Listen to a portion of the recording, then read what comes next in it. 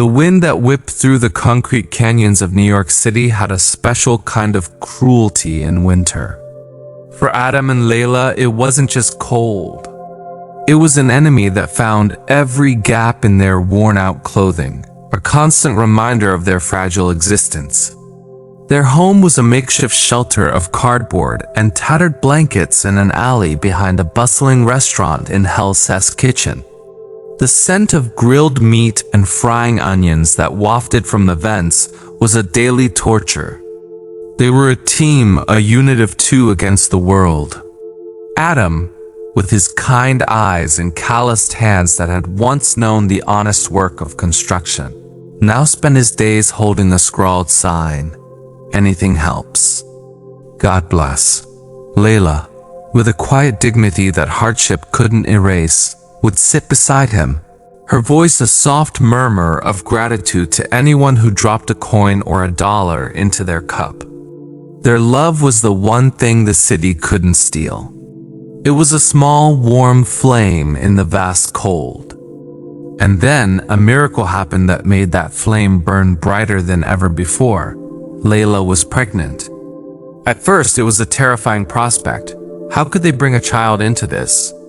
But soon, a fierce, protective joy took over. This baby was a promise, a reason to hope. They talked for hours, huddled together for warmth, dreaming of a different life. They would find a way. They had to. Their daughter was born in a public hospital, a tiny, perfect thing with Layla's dark eyes and a tuft of Adam's black hair. They named her Amina, which means safe and secure. It was the deepest, most fervent prayer they had ever uttered. For the first few weeks, Amina was their universe. They kept her swaddled in clothes, protecting her from the elements as best they could. Her tiny coos and gummy smiles made the hunger pangs and the cold seem insignificant. They were a family. But reality, cold and unyielding as the New York pavement, soon crashed down upon them. Amina needed more than love. She needed formula. She needed diapers. She needed a warm, safe place to sleep. The few dollars they'd begged for were barely enough to feed themselves. The sight of their daughter, so innocent and trusting, crying from hunger, broke something inside them. One particularly bitter night, as Amina whimpered in Layla's arms, they made the most agonizing decision of their lives. They had seen a story on a discarded newspaper about a place called The Haven, a home for children. "We can't let her live like this," Adam whispered, his voice cracking with a sob he could no longer hold back. "We are failing her." "It's temporary," Layla cried, clutching Amina to her chest, breathing in her sweet, milky scent. "Just until we get on our feet. We will come back for her." "We will." The next day, they walked to the Haven. It was a clean, stern-looking brick building. They handed their daughter, their hearts screaming in silent protest, to a kind-faced social worker. They signed papers through a veil of tears, promising it was temporary.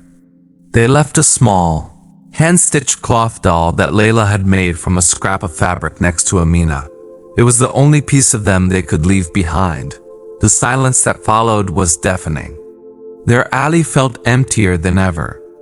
The flame of their love seemed to flicker, nearly extinguished by the gaping hole Amina had left behind. Amina grew up in the Haven. It was a world of rules, shared toys, and rotating caregivers. She was a quiet, observant child. The other kids called her Dreamer because she would often stare out the window, clutching her faded cloth doll, imagining the parents the social workers told her about. She didn't remember them, not really, but she felt their absence like a phantom limb. She found solace in two places, the kitchen and the library. In the kitchen, the staff baker, a gruff but gentle man named Mr. Henderson, would let her watch.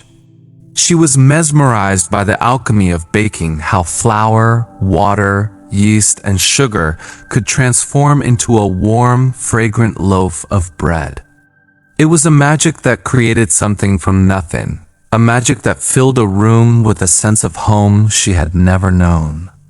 In the library, she devoured books. She was determined, with a fire that burned bright within her. Education, her teachers told her, was the key. It was the key to a life that was unpredetermined by a file in a social worker's desk cabinet. She studied late into the night, her textbooks illuminated by a small reading light. She was going to make something of herself, for the parents who had loved her enough to let her go.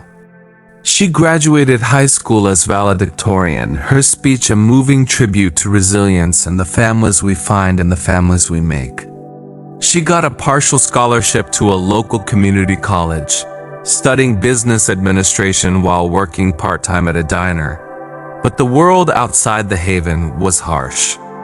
A degree wasn't a golden ticket. She sent out hundreds of resumes, attended countless interviews.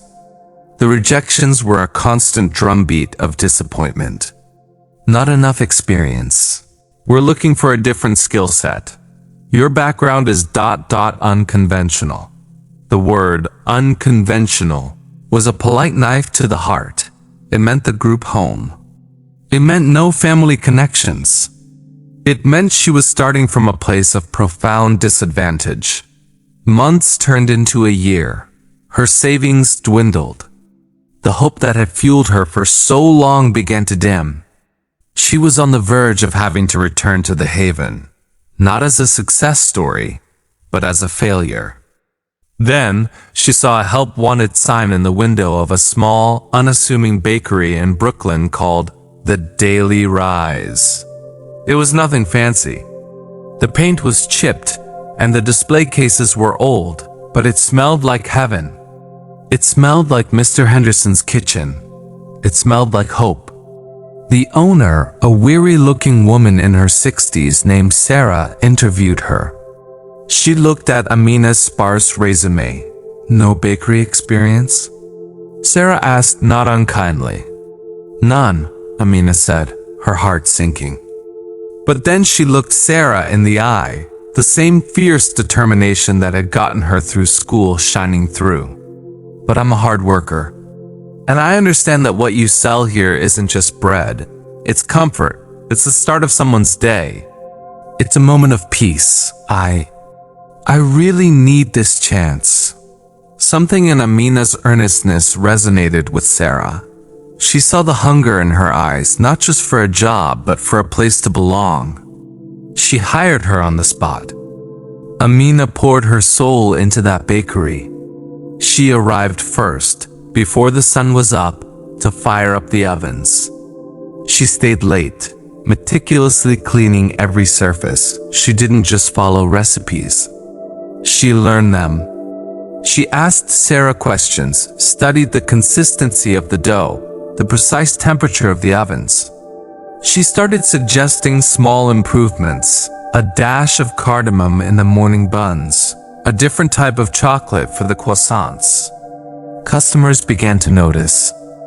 They asked for the girl with the nice smile because she remembered their orders.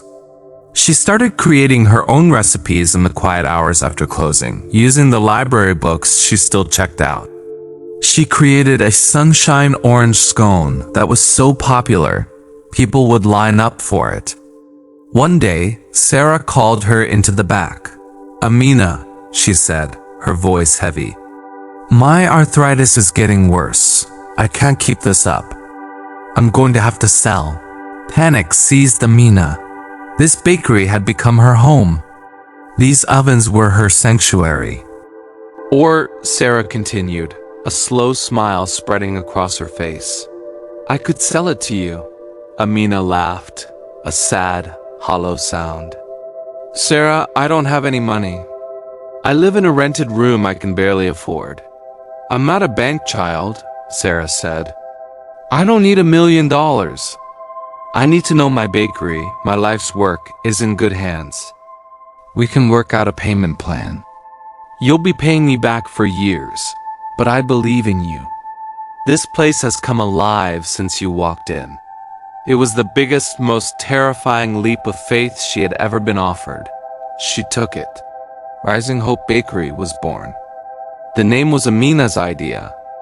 It was a tribute to her journey, to the yeast that made dough rise, and to the feeling she wanted to give every customer. It was a struggle. The first year was a relentless cycle of work and debt. She slept on a cot in the back room. Every cent went back into the business. But her passion was infectious. Her unique creations, born from a lifetime of longing for warmth and comfort, became local legends.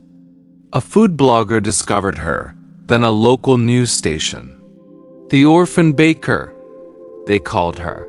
A name that made her wince but undeniably brought in business. She had made it. She was a successful business owner. But the success felt hollow.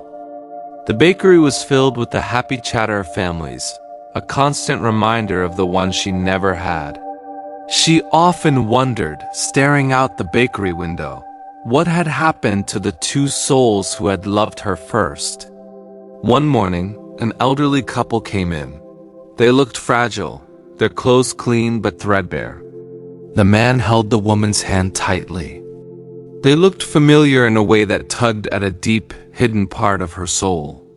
They ordered 2 coffees and one of her signature Hope croissants.